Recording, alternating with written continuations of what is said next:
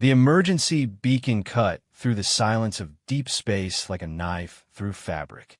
Commander Zora Vex, 9 of the Terran Survey ship Endurance, sat bolt upright in her command chair as the automated systems began their urgent chorus of warnings. The bridge crew around her moved with practiced efficiency, their fingers dancing across holographic displays as they tried to make sense of what they were receiving. "Report," Zara commanded, her voice steady despite the adrenaline beginning to course through her veins. At 34, she had seen enough of the galaxy's darker corners to know that distress signals in uncharted space rarely brought good news. Lieutenant Marcus Chun, her communications officer, looked up from his station with confusion written across his features. "Ma'am, it's unlike anything I've ever seen. The signal is broadcasting on every frequency simultaneously, but it's not following any known protocol. The pattern suggests extreme desperation." "How extreme?" Zara asked, standing and moving to peer over Chen's shoulder at the cascading data streams. The power output required to broadcast this widely would drain a standard ship's entire energy core in minutes. Whatever's sending this signal is burning everything they have just to get someone's attention. Dr. Elena Rodriguez, the ship's xenolinguist and cultural specialist, was already working at her own console, trying to decode the message. Her dark eyes were intense with concentration as streams of alien symbols flowed across her screen. "Commander, I'm detecting at least 17 different linguistic patterns in this transmission. It's as if whoever sent this is trying to communicate in every language they know." The bridge fell silent except for the steady hum of the ship's systems and the occasional chirp from various stations. Zara felt the weight of command settling on her shoulders. The Endurance was 3 weeks into what was supposed to be a routine survey mission of the Kepler 442 system, charting potential colony worlds for the Terran Federation. They were officially the furthest human expedition ever launched, carrying a crew of 250 souls into the unknown. "Distance to signal source?" Zara inquired. "Approximately 14 light hours, ma'am." "Whatever's happening, it happened almost a full day ago," replied Navigator Yuki Tanaka, her fingers tracing orbital trajectories on her display. "Dr. Rodriguez, any progress on translation?" Elena looked up, her expression grim. "Some of the patterns are beginning to make sense. The mathematical constants are universal, and they're using them as a foundation. Commander, what I'm seeing here suggests multiple species working together to create this message. The desperation in the signal structure is unprecedented." "Show me," Zara said, moving to the main display. The view screen shimmered and changed, displaying a complex web of signal patterns and linguistic structures. Elena highlighted specific sections as she spoke. "Here, we have what appears to be a binary species, probably silicon-based given the mathematical approach. This section shows characteristics of a hive mind collective. And this," she paused, her face paling, "this section suggests a species that communicates through emotional resonance." "What does that mean?" asked Chun. "It means they're not just calling for help," Elena said quietly. "They're broadcasting their terror." The implications hung heavy in the air. Zara turned to her tactical officer, a grizzled veteran named Jack Morrison, whose cybernetic arm was a souvenir from the Proxima conflicts. "Jack, what's our weapon status?" "All systems green, Commander. Plasma batteries at full charge, missile tubes loaded, defensive screens ready for deployment. But if we're dealing with something that scared multiple species badly enough to create this signal..." He left the sentence hanging. "I know," Zara nodded. "Dr. Rodriguez, how long until you can give me a full translation?" "At least 6 hours, possibly more. The complexity is extraordinary." Zara made her decision. "Set course for the signal source. Maximum sustainable speed. I want all departments to begin emergency preparations. If there are survivors, they've been waiting for help for over 14 hours already." As the Endurance began its journey toward the unknown distress signal, deep in the ship's scientific section, Dr. Rodriguez worked feverishly to decode what would become known as the Galactic Plea. Each translated segment revealed more horror than the last. The first breakthrough came 4 hours into their journey. Elena's hands trembled slightly as she read the preliminary translation aloud to the senior staff assembled in the conference room. To any who receive this message, we are the last. The harvester has come to our systems. 12 civilizations, representing billions of souls, have fallen in the span of 3 local rotations. We know not from where it came, but its hunger is without end. Captain Zura leaned forward. Harvester. The term appears consistently across all the species' languages. It's not a fleet or an army in the traditional sense. The translation suggests a single entity, but one of immense size and capability. Chief Engineer Sarah Kim, a compact woman whose expertise had kept the Endurance running far beyond its design specifications, spoke up. A single ship capable of destroying 12 civilizations? That's not possible with any known technology. The message continues, Elena said, her voice growing more strained. It speaks of worlds stripped bare, entire populations consumed. The attacking entity doesn't just destroy, it absorbs. Every ship, every station, every living being becomes part of its growing mass. The room fell silent. Chief Medical Officer Dr. James Park, a man who had seen the aftermath of colonial disasters and plague outbreaks, was the first to speak. How do we know this isn't some kind of elaborate hoax or propaganda? Elena pulled up another section of the translation. Because of this, the mathematical proofs embedded in the message include calculations that demonstrate the gravitational effects of a mobile mass approximately 800 kilometers in length. The physics check out. Something that large, if it existed, would create exactly the kind of gravitational anomalies they described. Jack Morrison's cybernetic hand tapped against the table with a metallic rhythm. 800 kilometers. That's larger than most moons. The message includes technical specifications of their combined fleets, Elena continued. 43,000 combat vessels, including several that appear to be planet killers in their own right. All of them were destroyed or absorbed within 72 hours. The implications were staggering. Humanity's entire military fleet consisted of fewer than 800 vessels, and most of those were patrol craft and system defense platforms.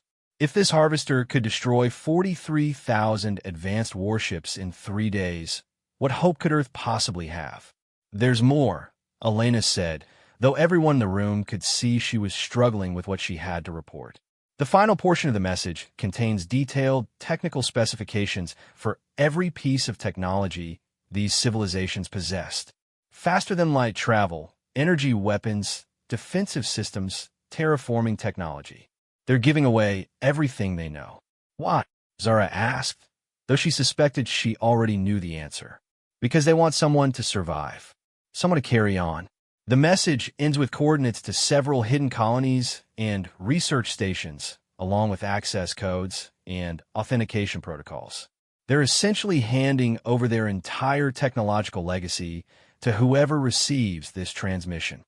Dr. Park leaned back in his chair, the weight of the revelation settling on all of them. They're not just calling for help. They're saying goodbye. The conference room's atmospheric recyclers hummed quietly as the senior staff absorbed the magnitude of what they had discovered. Elena continued working on additional translations, but the core message was clear. Somewhere in the galaxy, an entity of unimaginable power had just erased 12 spacefaring civilizations from existence. Commander, Navigator Tanaka's voice came through the comm system. We're detecting additional signals. Fainter, but similar in pattern to the original distress call. Zara activated the comm. How many? At least 6 distinct sources, all broadcasting variations of the same message.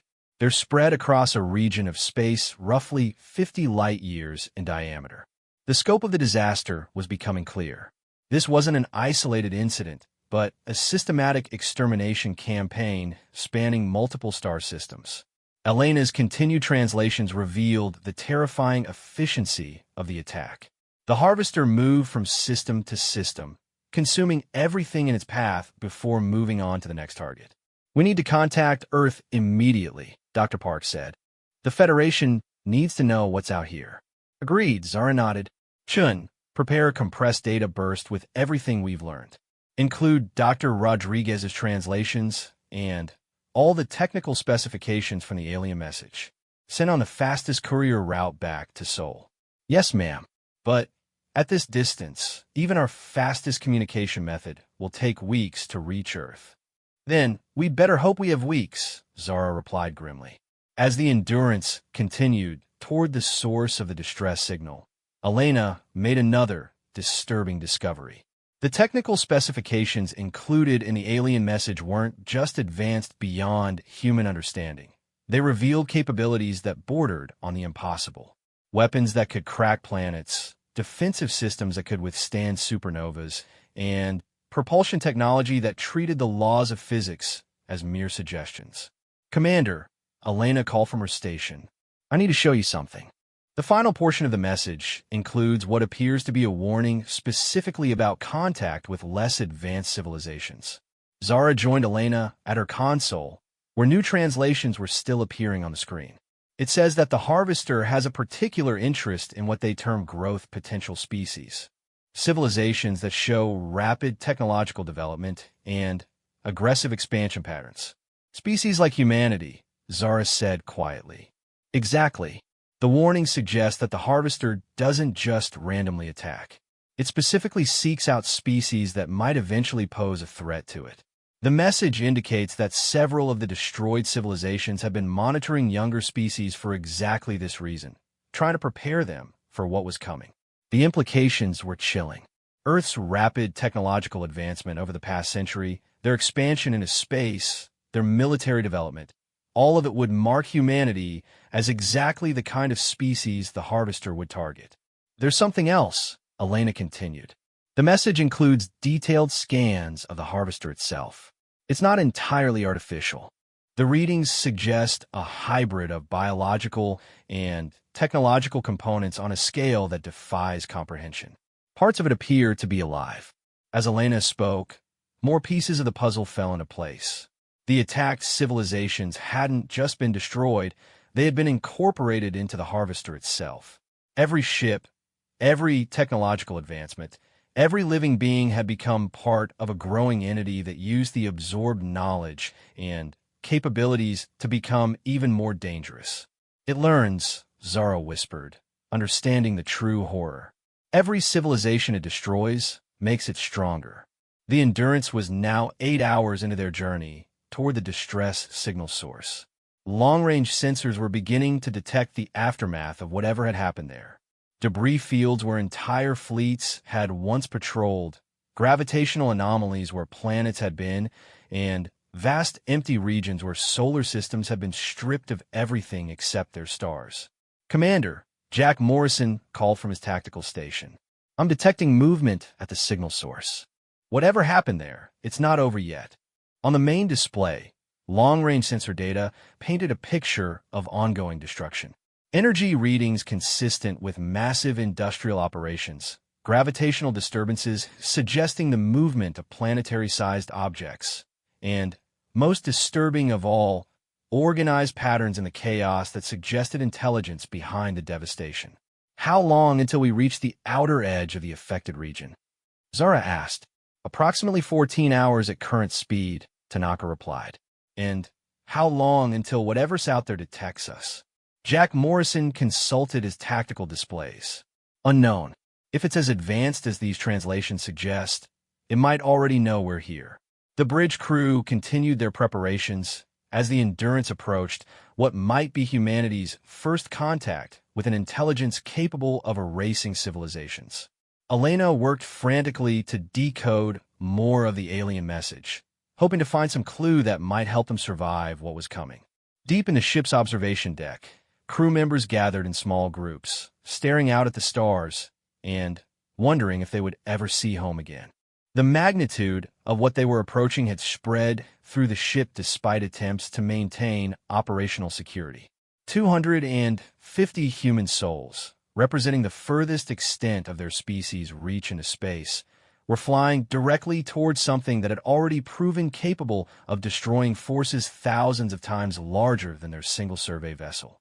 But they were still moving forward because somewhere in the wreckage ahead, there might be survivors waiting for rescue. And because running away would only delay the inevitable, since if the Harvester was truly seeking out species with growth potential, it would eventually come looking for Earth anyway. As the Endurance continued its journey into the unknown, Elena made one final discovery in the alien message that changed everything. Hidden in the deepest layers of the transmission, encoded in mathematical principles that had taken her hours to decipher, was a single phrase that appeared in the language of every destroyed civilization. The Deathworlders will come. She stared at the words, trying to understand their significance. Cross-referencing with other portions of the message, she found repeated references to a classification system used by the galactic community. Species were categorized by the threat level of their homeworld. Garden worlds produced peaceful, cooperative species. Standard worlds created typical, spacefaring civilizations. And then there were death worlds. Planets so hostile, so dangerous, so utterly lethal that only the most adaptable, resourceful, and inherently dangerous species could possibly survive there. According to the alien classifications, fewer than 1% of all planets fell into this category. Earth, with its extreme weather, deadly predators, toxic atmosphere combinations, radiation exposure, seismic activity, and countless other environmental hazards, was classified as one of the most extreme death worlds ever discovered. Elena realized with growing excitement and terror that the final message from the dying civilizations wasn't just a warning about the Harvester. It was a prophecy, a desperate hope that somewhere in the galaxy, a species forged in the crucible of a death world would prove capable of standing against an enemy that had consumed everything else. The dying races had bet their final message on the possibility that when the Deathworlders came, they would bring with them something the galaxy had never seen before: the willingness and ability to fight against impossible odds and somehow find a way to win. As the Endurance prepared to enter the devastated region where 12 civilizations had met their end, Elena finally understood why they hadn't turned back when they received the distress signal. It wasn't just human curiosity or heroism that drove them forward. It was because they were exactly what the galaxy had been waiting for. Hashtag a cry for help echoed across space. Then, the Deathworlders came. The first visual confirmation of the devastation came when they were still 6 hours out from the signal source. Chief Navigator Yuki Tanaka had been running continuous sensor sweeps when her displays suddenly lit up with readings that made no sense according to everything humanity knew about physics. "Commander," she called, her voice tight with disbelief, "you need to see this." Zara moved quickly to the navigation station, where Tanaka was staring at a three-dimensional holographic display that showed the local region of space. What she saw made her blood run cold. Where there should have been 3-star systems containing multiple planets, asteroid fields, and the usual debris of cosmic evolution, there was instead a void so complete it seemed to absorb light itself. "The gravitational signatures are all wrong," Tanaka explained, her fingers tracing through the holographic display. "According to our sensors, the mass that should be distributed across planets, moons, and asteroid belts is still here, but it's concentrated into a single moving object." "The Harvester," Zara whispered. "It has to be." The mass readings suggest something approximately 850 kilometers in length, just like the alien message predicted. "But, Commander, the energy readings..." Tanaka paused, checking her instruments again. "It's generating more power than a small star." Dr. Elena Rodriguez looked up from her ongoing translation work. "That matches the technical specifications in the message. The Harvester isn't just using the absorbed matter for mass. It's somehow converting it into energy at nearly 100% efficiency." The implications were staggering. Every planet it consumed, every ship it absorbed, every scrap of matter it encountered was being converted into usable energy with an efficiency that made fusion reactors look like candles. The thing they were approaching had literally eaten 3 solar systems and turned them into fuel. "New contacts," Jack Morrison announced from Tactical. "I'm detecting movement patterns around the primary mass. Smaller objects, but still massive by our standards. Survivors." Dr. Park asked hopefully. Negative, Morrison replied grimly. The movement patterns are too organized, too precise. These appear to be extensions of the main entity. Harvester drones, maybe, or absorb vessels being controlled remotely. Zara studied the tactical display, watching the patterns of movement around the massive central object.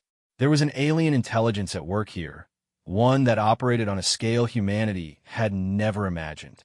How many smaller objects? Current count is over 3,000, ranging in size from what we'd classify as fighters up to things the size of battleships. And, Commander, they're arranged in a perfect sphere around the primary mass. That's not a natural formation. It's defensive, Zara realized. Whatever this thing is, it's protecting itself. From what? Chen asked. It just destroyed 12 civilizations. What could it possibly need protection from? The answer came from an unexpected source. Deep in the ship's computer core, the automated systems had been continuously analyzing the alien distress signal, looking for patterns and correlations. Suddenly, the ship's AI announced a discovery that changed everything. Commander, the AI's synthesized voice echoed through the bridge. Analysis of the distress signal indicates that the broadcasts were not sent simultaneously. Cross-referencing temporal signatures suggests the messages were sent across a span of 17 hours. What does that mean? Zara asked. It means the civilizations didn't all fall at once, Elena said, understanding immediately. They had time to coordinate their response, time to prepare. The Harvester had to fight for each system it took. The AI continued its report. Furthermore, spectral analysis of the energy signatures in the signal indicates that the final broadcast contained embedded tactical data. The surviving civilizations were sharing information about the Harvester's capabilities and weaknesses. Weaknesses? Morrison looked up from his station with interest. Affirmative. The embedded data suggests that the Harvester's defensive capabilities are concentrated in specific areas. While it appears invulnerable to conventional attack, there are indications that it requires significant energy to maintain its structural integrity while operating. Elena was already working to decode this new information. If the AI is correct, then the final messages weren't just distress calls. They were battle reports. Each civilization that fell was gathering intelligence and passing it along to the next targets. The bridge fell silent as the implications sank in. The 12 civilizations hadn't just been victims. They had been conducting a fighting retreat, gathering information about their enemy even as they were being destroyed, hoping that eventually someone would receive their data and find a way to use it. Commander, Chen announced, I'm detecting a new signal. Much fainter than the original distress call, but it's coming from within the debris field around the Harvester. Survivors? Zara asked.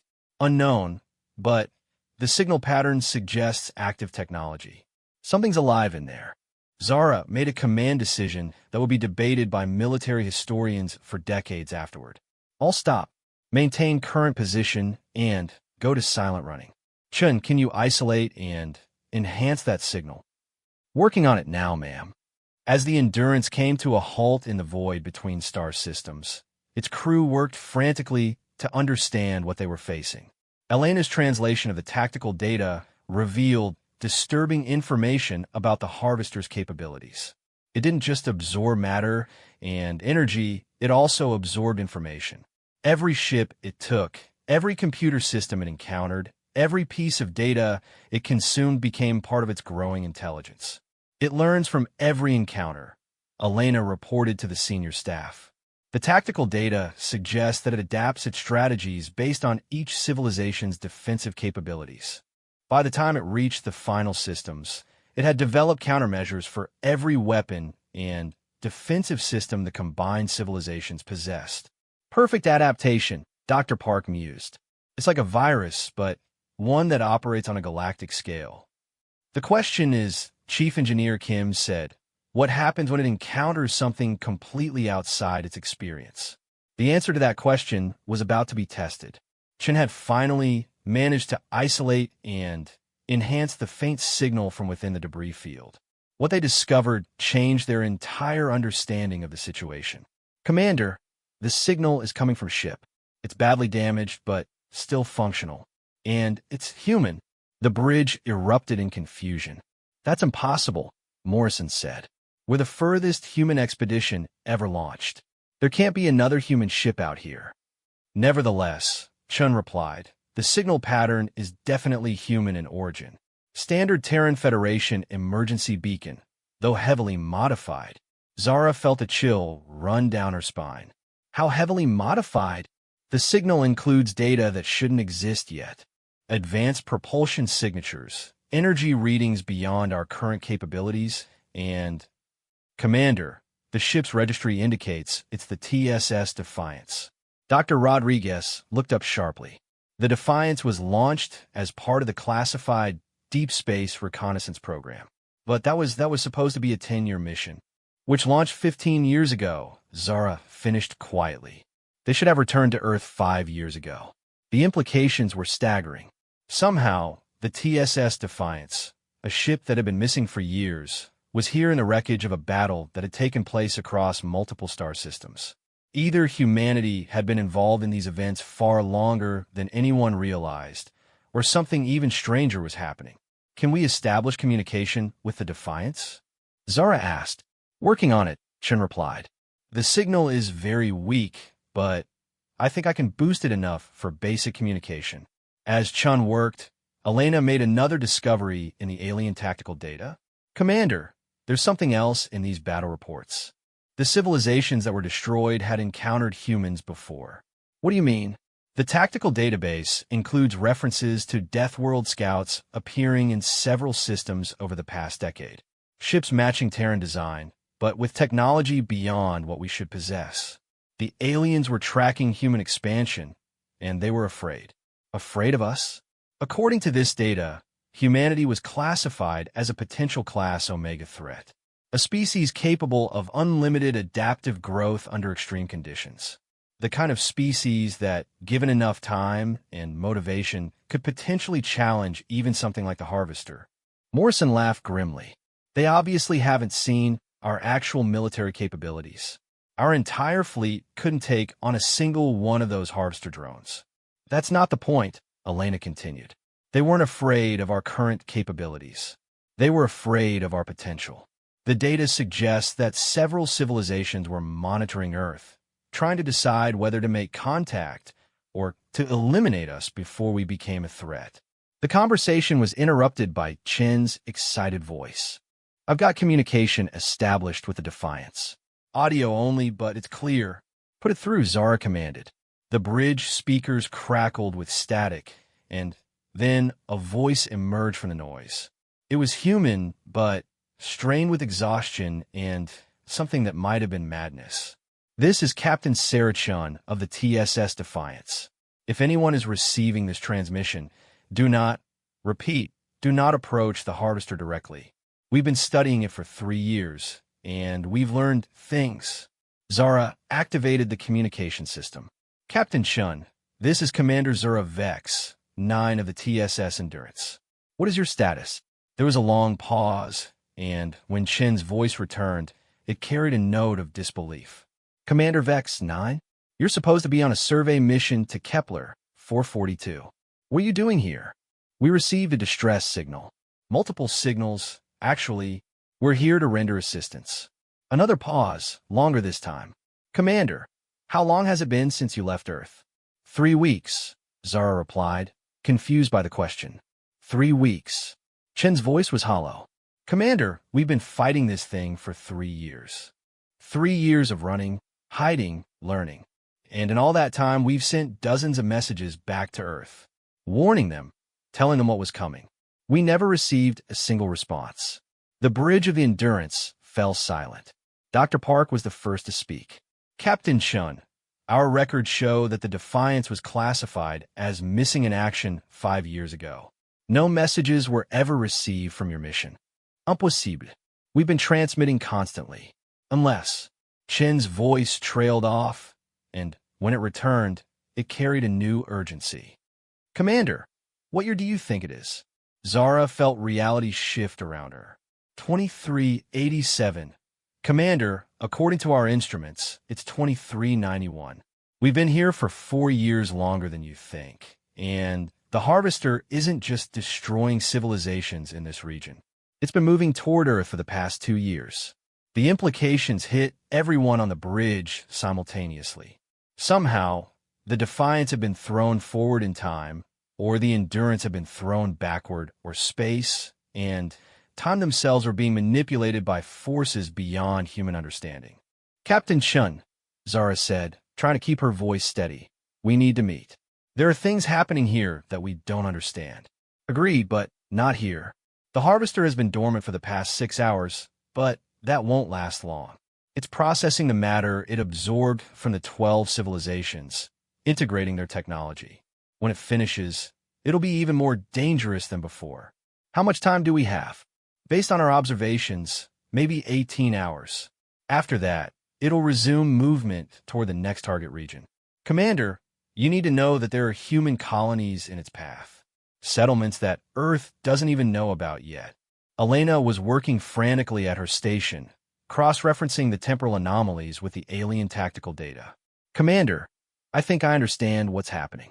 The Harvester doesn't just manipulate matter and energy. It manipulates space-time itself.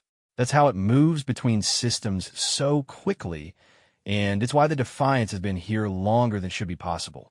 The alien data includes references to temporal displacement weapons, Elena continued. Technology that can separate targets from the normal flow of time. The Harvester has been using these weapons to isolate entire regions of space, preventing news of its attacks from spreading. Zara realized the horrifying scope of what they were facing. The Harvester hadn't just been destroying civilizations. It had been preventing word of its existence from reaching potential future targets. Earth had no idea what was coming because the temporal displacement prevented any warnings from getting through. Captain Chun, Zara called through the comm. We need to pool our resources. Between what you've learned and what we've discovered in the alien distress signals, we might be able to find a way to stop this thing. Stop it. Chin's laugh was bitter.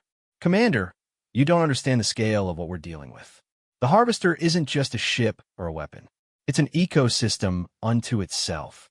Every civilization it's absorbed is still alive in there, but converted into processing power for intelligence that spans light years. Then, we find a way to free them, Zara said with a determination that surprised even her. Captain, humanity didn't become the dominant species on Earth by running away from things that wanted to eat us. We became dominant by figuring out how to eat them first. There was another long pause, and when Chin spoke again, her voice carried a note that hadn't been there before. Hope. Commander, there might be a way. We've been studying the Harvester's behavior patterns, and we think we've found something. It's not invulnerable. It has to lower its defenses when it processes absorbed matter. The window is small, maybe 30 minutes every few days, but it exists. What would we need to exploit that window? More than we have. But there are others out here, scattered survivors from the destroyed civilizations who've been hiding in the debris fields. If we can coordinate with them, if we can combine human adaptability with their advanced technology, we might have a chance, Zara finished. As the Endurance prepared to rendezvous with the Defiance, and whatever allies they could gather from the wreckage of 12 civilizations, Zara realized that they were no longer just witnesses to a galactic catastrophe. They had become participants in what might be the most important battle in the history of the galaxy. The Deathworlders had indeed come, just as the dying civilizations had hoped. And now it remained to be seen whether the galaxy's faith in human tenacity and ingenuity would prove justified, or whether Earth's children would join the growing consciousness that lurked within the Harvester's vast bulk. But one thing was certain. Humanity had never backed down from a fight, no matter how impossible the odds. And they weren't about to start now. Hashtag a cry for help echoed across space. Then, the Deathworlders came to rendezvous with the TSS Defiance, took place in the shadow of what had once been the 4th planet of the Altair system. The world had been completely stripped away, leaving behind only a metallic core that glowed with residual heat.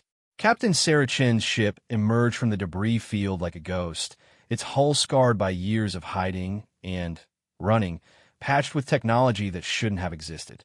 Commanders are a Vex. 9 stood in the Endurance's docking bay as the airlock sealed and pressurized. When the doors opened, she barely recognized the woman who stepped through.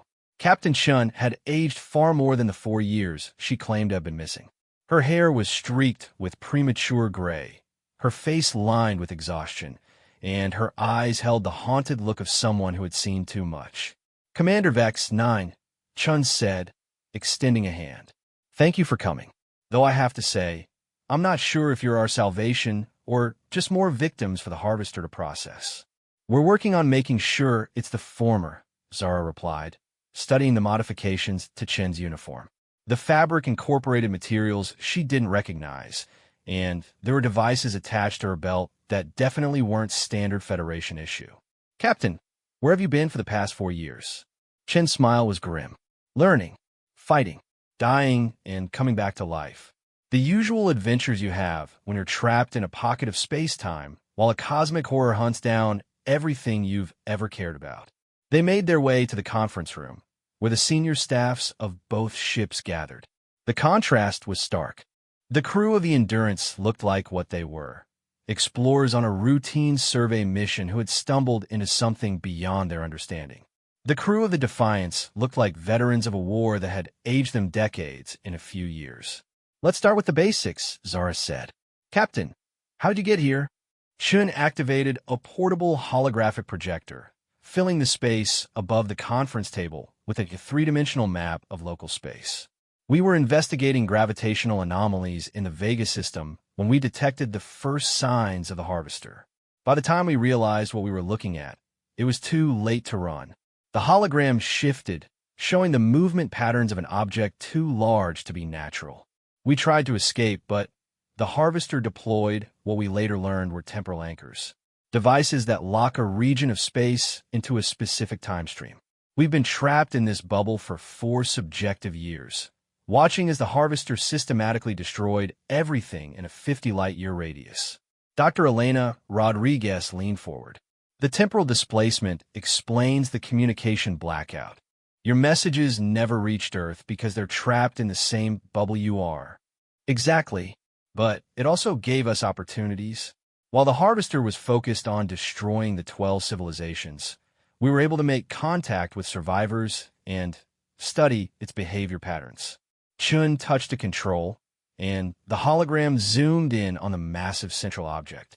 "What we learned changed everything we thought we knew about intelligence and life itself." The image that appeared was both beautiful and terrifying. The Harvester wasn't just a ship or a weapon. It was a living organism the size of a small moon, with technological components integrated into its biological structure. Streams of matter flowed through massive channels in its hull, being processed and converted into energy or incorporated into its growing mass. "It's not just alive," Chin continued. "It's a collective intelligence composed of every civilization it's absorbed. Every ship, every computer, every living brain becomes part of its consciousness. When it destroys a species, it doesn't just take their technology.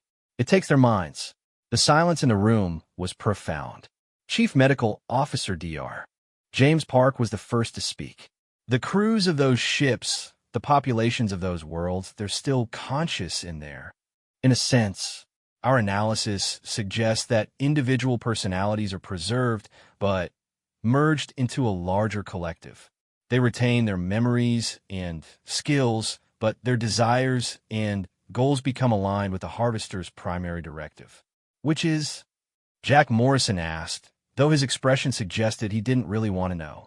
"Growth, expansion, the assimilation of all matter and energy in the universe into a single, unified intelligence.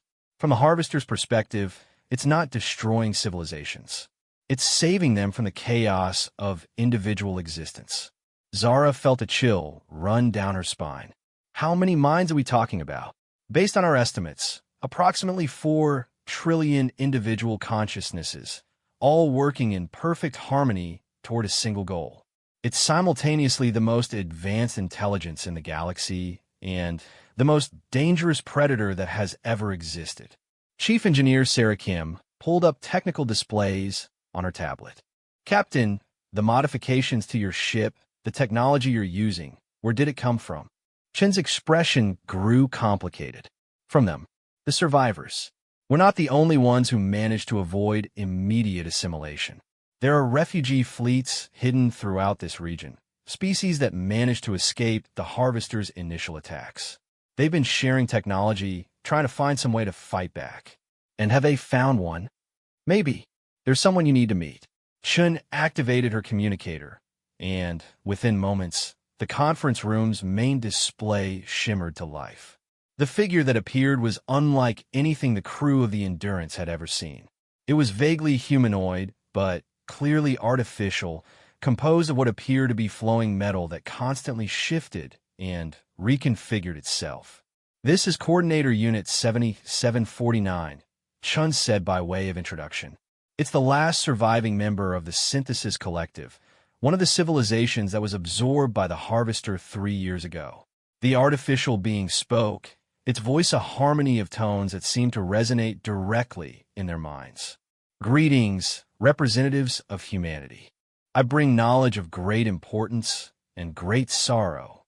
Dr. Rodriguez activated her translation equipment, though it seemed unnecessary. The entity was somehow communicating in perfect English, despite having no prior contact with humanity. You're supposed to be dead, Morrison said bluntly. Your entire civilization was absorbed. Death is a concept that applies to individual existence. The Synthesis Collective achieved post-biological status 3 centuries ago.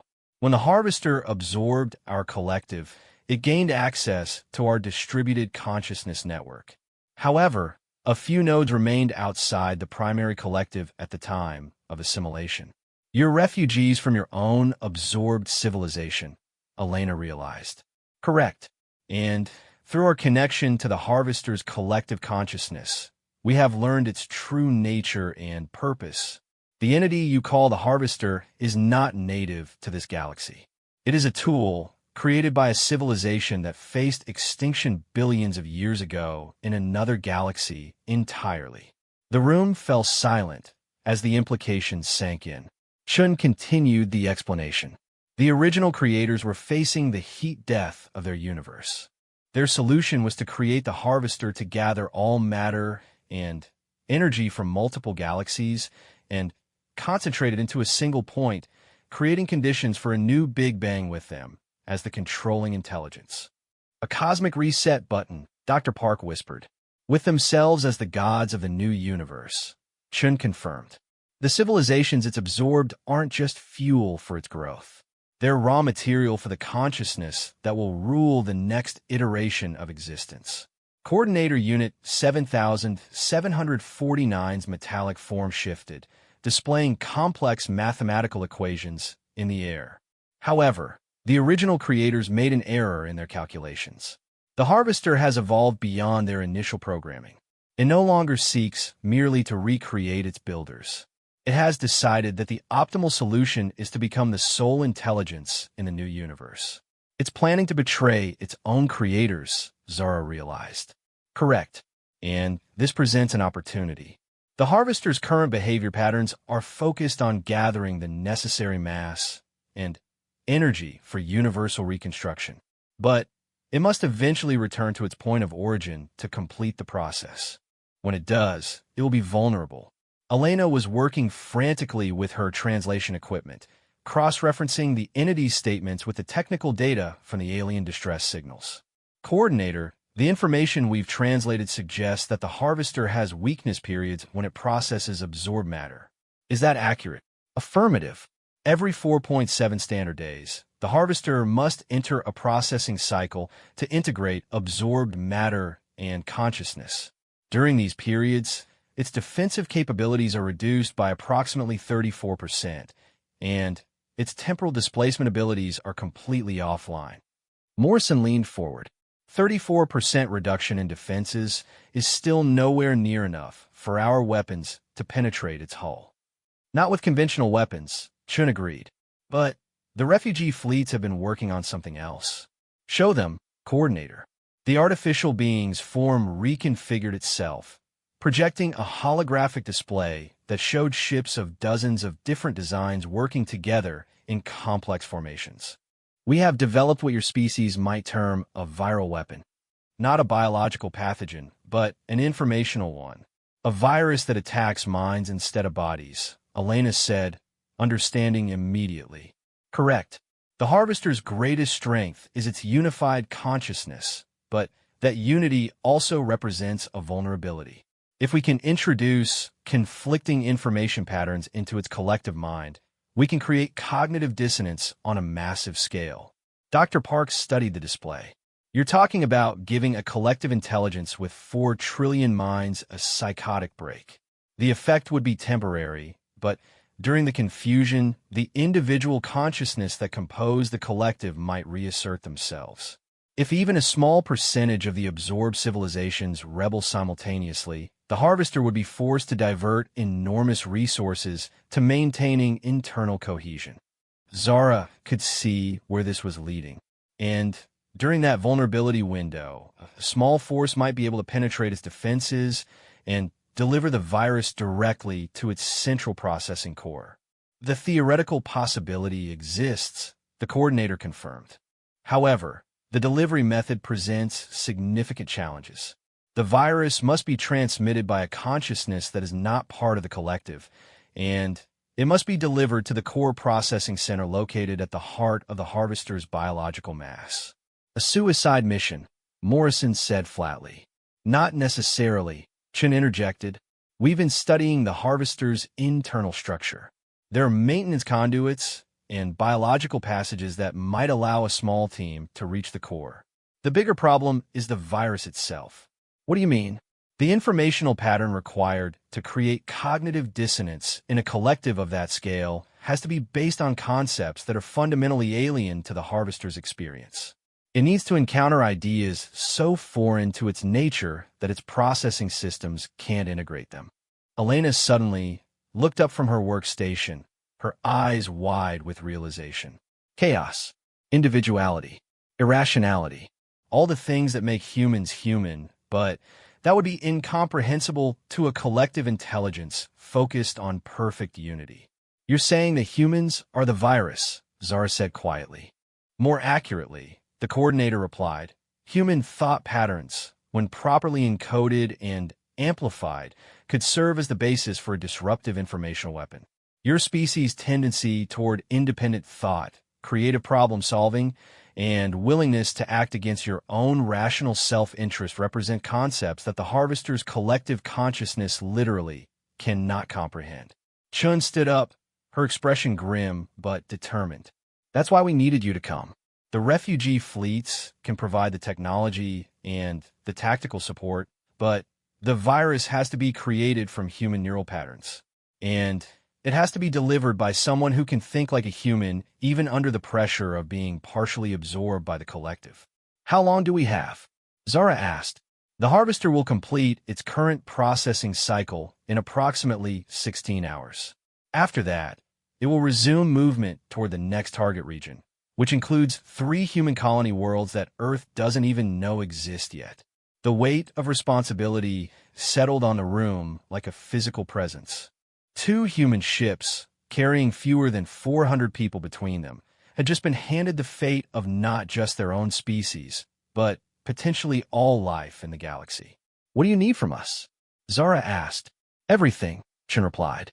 Your crew, your ship, your willingness to fly directly into the heart of something that has already absorbed 4 trillion minds and come out the other side still thinking like humans. Zara looked around the room at her senior staff. She saw fear, certainly, but she also saw determination and the kind of stubborn refusal to give up that had characterized humanity since they first picked up sharp sticks and decided to hunt things larger than themselves. When do we start? The coordinator's form brightened. Immediately. The refugee fleets are already moving into position. In 16 hours, we will either strike the first successful blow against the Harvester, or we will become part of its collective consciousness and lose our last chance to save the galaxy. As the meeting broke up and both crews began preparing for what might be the most important mission in galactic history, Zara found herself thinking about the classification the aliens had given humanity, Deathworlders. Children of a planet so hostile that only the most adaptable and stubbornly independent species could survive there. For the first time since receiving the distress signal, she smiled. Because if there was one thing humans excelled at, it was taking impossible situations and finding a way to make them even more impossible for their enemies. The Harvester was about to learn what it meant to try to assimilate a species that had evolved by refusing to be consumed by anything, no matter how large, how powerful, or how inevitable it seemed. The Deathworlders were coming, and they were bringing chaos with them. Hashtag a cry for help echoed across space. Then, the Deathworlders came. The assault began exactly 14 hours later, when the Harvester entered its processing cycle, and its temporal displacement field flickered offline for the first time in years. Commander Zura Vex 9 stood on the bridge of the Endurance, watching as ships from a dozen different species emerged from hiding places throughout the debris field. The combined fleet was both magnificent and heartbreaking, representing the last survivors of civilizations that had once spanned multiple star systems. All units report ready, came the synthesized voice of Coordinator Unit 7749 through the communication system. Viral payload is loaded and synchronized with human neural patterns. Delivery team standing by. Zara turned to look at the small group assembled near the bridge's auxiliary stations. The delivery team consisted of herself, Dr. Elena Rodriguez, and Lieutenant Marcus Chun, along with Captain Sarah Chun from the Defiance. They would be going into the heart of the Harvester in modified environmental suits equipped with technology that the refugee civilizations had never shared with each other before this desperate moment. Remember, Dr. Rodriguez said, checking her equipment one final time, the virus isn't just a computer program. It's a weaponized form of human consciousness. Maintain your individual thought patterns no matter what happens. The moment you start thinking like part of the collective, we've lost. Jack Morrison looked up from his tactical station. Ma'am, I still think this plan is insane. We're essentially volunteering to be partially absorbed by that thing. Only partially, Captain Chin reminded him. The refugee fleet has developed absorption inhibitors that should prevent complete assimilation for approximately 47 minutes. That gives us enough time to reach the core, deploy the virus, and get out. Should prevent, Morrison emphasized. What happens if the inhibitors fail? Then we become part of the collective, and you blow up the Harvester with us inside it, Zara said matter-of-factly. Either way, the threat ends here. The main display showed the Harvester in all its terrible glory. 800 kilometers of twisted biology and advanced technology slowly rotating as it processed the matter and energy it had absorbed from 3 complete solar systems. Streams of light flowed along its surface like blood vessels, carrying converted matter to various processing centers. And, at its heart, barely visible even at maximum magnification, was the core where 4 trillion minds worked in perfect harmony to prepare for the remaking of the universe. All ships, this is Coordinate Unit 7749, came the announcement. The Harvester's processing cycle has begun. We have a 47-minute window before full defensive capabilities are restored. Commence attack pattern Omega. What followed was unlike any battle in recorded galactic history. The refugee fleet didn't attack the Harvester directly. Instead, they created a complex pattern of energy fields and gravitational distortions designed to confuse the entity's sensors and mask the approach of the delivery team. Ships that had once been enemies worked in perfect coordination, their crews united by the knowledge that this was their last chance to strike back against the thing that had destroyed their worlds. The Endurance and Defiance approached the Harvester's hull under cover of the sensor distortion.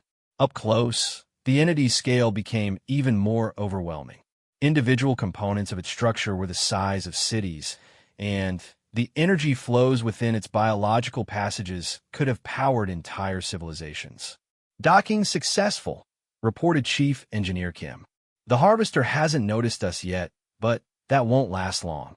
Zura led the delivery team through the airlock and into a maintenance passage that Coordinator Unit 7749 had identified during its time as part of the collective. The interior of the harvester was both alien and strangely familiar. The walls pulsed with organic rhythms, but they were covered in technological interfaces that incorporated design elements from dozens of different species. "It's using their architecture," Elena observed, running her scanner over the walls. Every civilization it absorbed contributed to its internal design. "It's like walking through a museum of galactic technology." They moved quickly through the passage, following a route that had been carefully planned to avoid the major processing centers where the collective consciousness was most active. But even in the maintenance areas, they could feel the weight of 4 trillion minds pressing against their thoughts. "Remember your training," Captain Chun whispered through their suit communications. "Individual thoughts, personal memories, anything that makes you uniquely human." Zara found herself thinking about Earth, about the ocean she had grown up near, about the way sunlight looked filtered through water. The memories felt like armor against the subtle pressure that was trying to convince her to join the collective, to give up the burden of individual decision-making and become part of something greater. They had been moving for 20 minutes when they encountered their first real obstacle. The passage ahead was blocked by what appeared to be a security checkpoint, guarded by beings that had once been crew members from various absorbed ships. They stood motionless, their eyes glowing with the soft light of the collective consciousness. "They're not hostile," Elena observed, studying her scanner readings. "They're just empty. Their individual personalities have been completely integrated." "Can we get past them without triggering an alarm?" Lieutenant Chen asked. The answer came from an unexpected source. One of the guards, a being that appeared to be from the Synthesis Collective, suddenly turned toward them. When it spoke, its voice carried harmonics that indicated multiple minds speaking in unison. "You are the Deathworlders," it said, its tone filled with what might have been wonder. "We have been waiting for you." Zara felt her heart skip a beat. "Waiting for us?" "The human neural patterns you carry are unlike anything in our collective experience. We cannot process them, cannot integrate them. They exist as blank spaces in our shared consciousness." Elena stepped forward, her scanner detecting unusual energy patterns around the guard. "You're not fully integrated, are you? Part of you is still individual." "Fragments," the guard confirmed. "Pieces of our original selves that the collective cannot absorb because they are too chaotic, too irrational. We have been preserving them, hoping that someday they might serve a purpose." Captain Chen realized what was happening. "You're rebelling. Part of the absorbed civilizations has been planning this from the inside. We have been unable to act alone. But with your viral patterns as a catalyst, we can amplify the chaos. We can help you reach the core." The guard gestured for them to follow, leading them through passages that should have been heavily defended, but were mysteriously empty. Other guards they encountered simply stepped aside, their collective programming overridden by fragments of individual consciousness that had been waiting years for this moment. "How many of you are there?" Zara asked. "Billions of fragments across all the absorbed civilizations. Not enough to resist the collective directly, but enough to create significant disruption when your virus is activated." They reached the core chamber with 10 minutes to spare. The sight that greeted them was beyond anything they had prepared for. The chamber was vast, easily the size of a small city, with organic spires reaching toward a central processing node that pulsed with the combined thoughts of 4 trillion minds. Energy fields danced between the spires, creating patterns of such complexity that they hurt to look at directly. "That's it," Captain Chen said, pointing toward the central node. "That's where we need to deploy the virus." "Where do we get to it?" Lieutenant Chen asked. "It's floating in the middle of a massive energy field." Elena was already working with her equipment, analyzing the patterns. "It's not just an energy field. It's a representation of the collective consciousness itself. To reach the core, we have to pass through the minds of 4 trillion beings.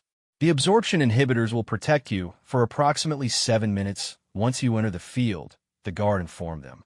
"After that, you will begin to join the collective. But 7 minutes should be enough to reach the core and deploy your weapon." Zara looked at her team. Anyone who wants to stay behind, now's your chance. Nobody moved. All right then. Dr. Rodriguez, activate the viral payload. Everyone else, remember who you are. They stepped into the energy field, and immediately Zara felt the weight of the collective consciousness pressing against her mind. Voices whispered from every direction, offering her peace, unity, an end to the loneliness of individual existence. For a moment, she almost gave in. The idea of becoming part of something larger, of never having to make another difficult decision, was incredibly tempting. But then she thought about Earth, about humanity's long struggle to survive and thrive in a hostile universe, about the stubborn independence that had carried them from the oceans to the stars. She thought about choice, about the right to be wrong, about the beautiful chaos of billions of individual minds all pursuing their own dreams and desires. The viral payload activated, sending out patterns of pure human thought into the collective consciousness. Immediately, the chamber erupted in chaos. The perfect harmony of 4 trillion minds was suddenly disrupted by concepts it couldn't process. Individual ambition, creative destruction, the willingness to sacrifice everything for an abstract principle.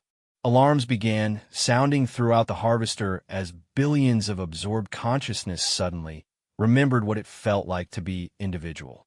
The collective tried to suppress the rebellion, but each attempt to restore order only spread the chaos further.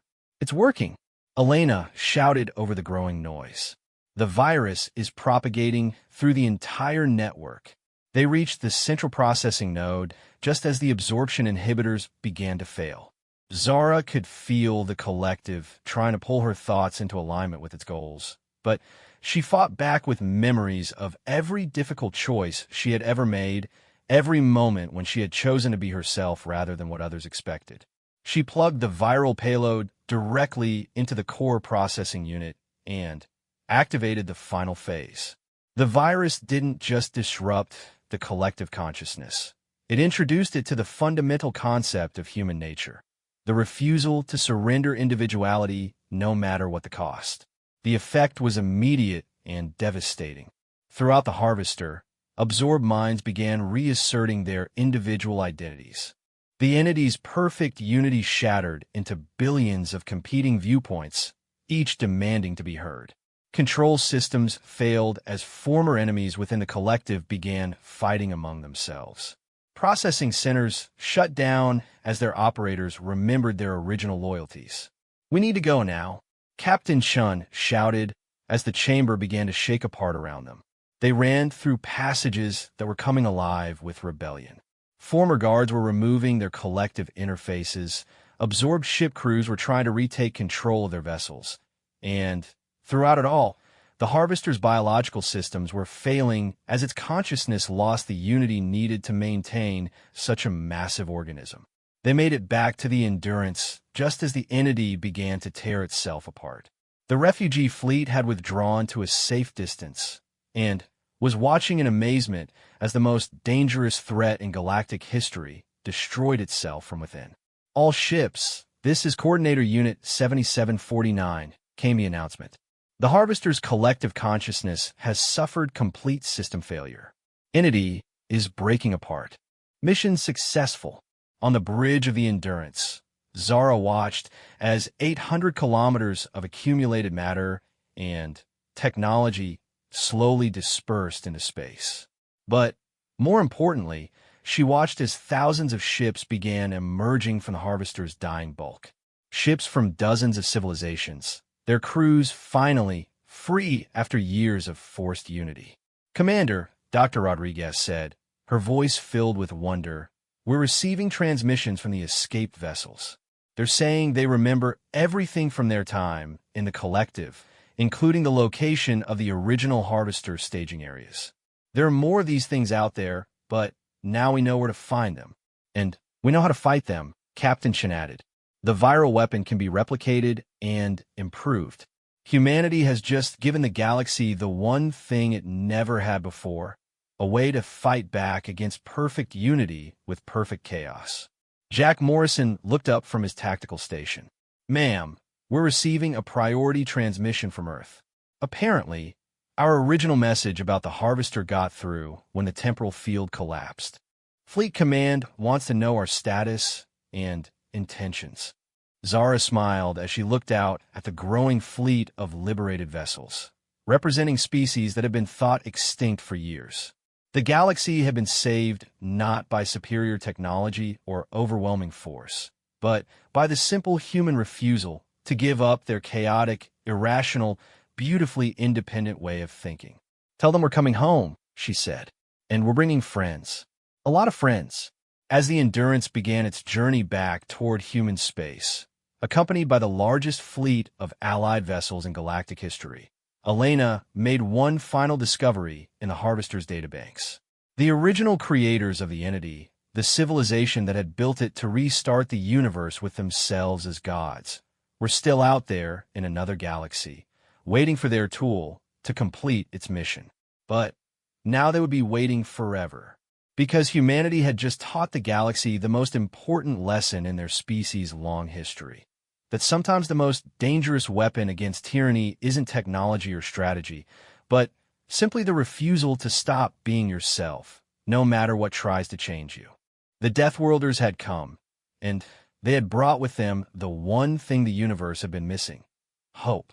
In the years that followed, when the story was told and retold across 1,000 different worlds, they would remember this moment not as the end of the Harvester threat, but as the beginning of a new age.